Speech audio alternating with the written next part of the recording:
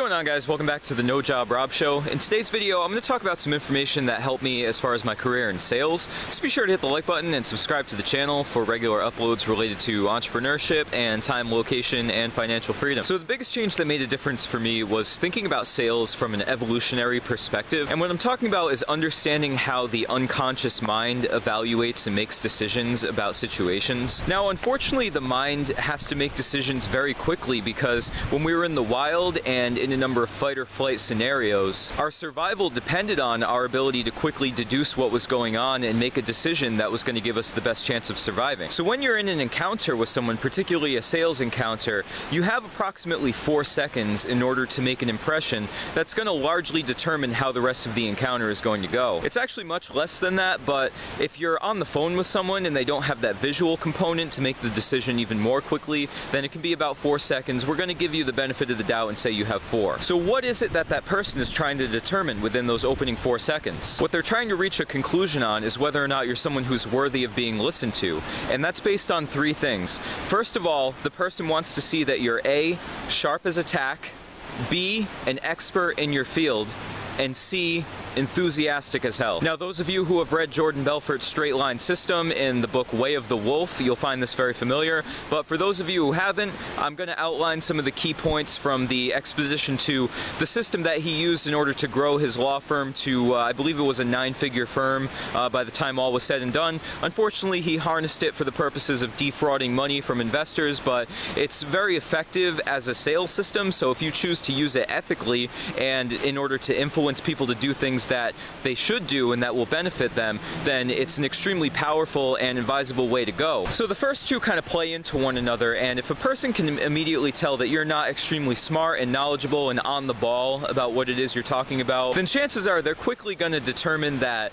it's not worth their time to sort of wait around for you to get organized when it comes to what you're talking about. They can just move on to someone else who is perceivably sharper than you. And when you're in a sales encounter, when you're presumably handling their money, then they don't want to be giving that to someone who doesn't seem to have everything under control. So unfortunately, but fortunately for you, if you understand how to actually harness this to your advantage, 90% of this opinion that they're forming is going to be based on unconscious cues, which means the tonality of your voice counts for approximately 45%, and your body language, in the case of a face-to-face encounter or even a video encounter, will account for another 45%. So 90% has nothing to do with actually what you're saying. That only accounts for about 10%. So this is sort of an overview, but just when you guys begin to understand that you need to start to learn things about posture and tonality, then you're getting your focus on how to improve your sales acumen in the right place. So I'm going to recommend either A, that you read Way of the Wolf by Jordan Belfort, or B, just stay tuned and subscribe to the channel because I have more videos coming out with more specifics about how to use this. But the other thing that you want to be mindful of was, again, that you're extremely enthusiastic, because if you don't have enthusiasm for the product or the offer that you're trying to pitch to this person, then why should they? But on the contrary, if they see that you have that genuine enthusiasm for it, then it sparks a curiosity in their mind that they don't want to miss out on the value of this, because if it's bursting with such value, for you to be so effusive about your charisma having to do with it, then that will garner in their mind a reaction that it may be worth their time to pay attention to. So if you can nail these characteristics down and interest a prospect and get them to feel like that you may be worthy of their time and their trust, then you've opened the door towards influencing that person towards a greater and greater degree of certainty that will allow you to eventually close a sale and get them to make a purchase from you. So basically what the sale and the closing of the sale comes down to is the degree of certainty. If the person is not feeling a high enough degree of certainty that the product makes sense and it makes sense for them in their situation, and they're not feeling enough emotional certainty that it's something that they actually want, or it's something that's going to be worth their time and effort and it's going to resolve any of the pain points that they may be experiencing, then that's what's going to make the difference as to whether or not they buy from you. And if we want to break down certainty with even more specificity, there are 3 things that they're really trying to be certain about. One would be the product. Again, are they certain that it's the right product for them, that it has the right amount of value, it's something that makes sense to them and that they actually want? Secondly, do they have a high enough degree of certainty about you? Do they know, like, and trust you? Have you made a good enough impression starting from those initial 4 seconds and through the various things that you follow up with throughout the course of the conversation? And finally, what's their opinion about your company? company? Do they know, like, and trust your company? What have their experiences been, or their exposure to it? What are their predetermined opinions about it, and how are you able to influence those? So that's really what the straight line is all about, and sales in general. And the sooner you understand this, the higher your conversion rate is going to be. I mean, there's a direct correlation. So I've always been interested in psychology, but I've also had an aversion to sales.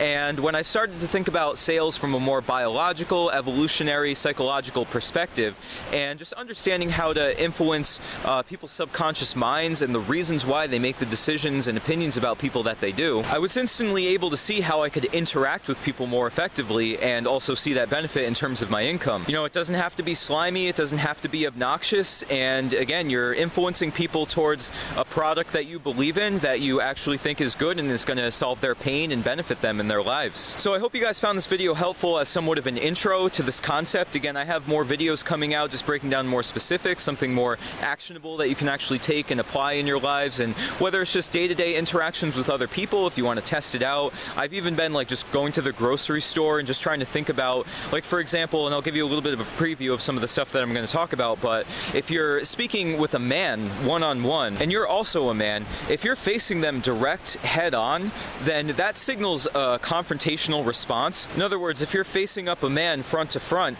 then that causes their mind to recognize a potential situation of conflict, and therefore they're going to be more closed down and averse to whatever your message is and whatever rapport that you may be trying to build with them. So what it would actually behoove you more to do would be to take sort of like a widened out angular posture to them, sort of stand at an angle to them, somewhat side by side, but angled outward. I'm sure you can picture what I'm talking about. You know, you can probably apply this in your imagination to different social situations that you've had, and you can understand how it creates more of a sense of ease and comfort when the person is standing more to your side than they are directly in front of you. And likewise, if you're talking to someone of the opposite gender, say you're a man speaking to a woman, then you actually do want to face them straight on. But what a woman is looking for from an evolutionary perspective is they want to know if the man can be trusted, or if there's a potential that the man may want to harm her. And she reaches that determination by whether or not she has a clear view of the man and what he's doing and what he's signaling his intentions are. And particularly when it comes to the position of his arms, if his hands are above his waist where she can see them, then she's naturally going to feel more comfortable. But if she can't see his hands, then her subconscious mind is firing off to her that, hey, what is he doing? Is he doing something untrustworthy that I can't see that may cause harm to me? So if you want to influence a woman to have a better working relationship with you and, you know, potentially do business with you, then that's something that you need to think about, is just giving her that plain front and center view with your hands above your waists. So guys, I have a lot more to come on the subject. I'm sorry I haven't been quite as regular as I'd like to with the videos, but I've been diving deep into the sales psychology and sales acumen, and I wanted to have a lot more value that I could provide to you guys on the subject as far as what I'm learning, how it's benefiting me. You know, like I talked about in another video, I'm branching out more into like a social media marketing type of angle, particularly with this focus on sales, and you know, I'm already seeing a lot more promise. You know, I'm still doing the affiliate marketing through YouTube. I have about a half dozen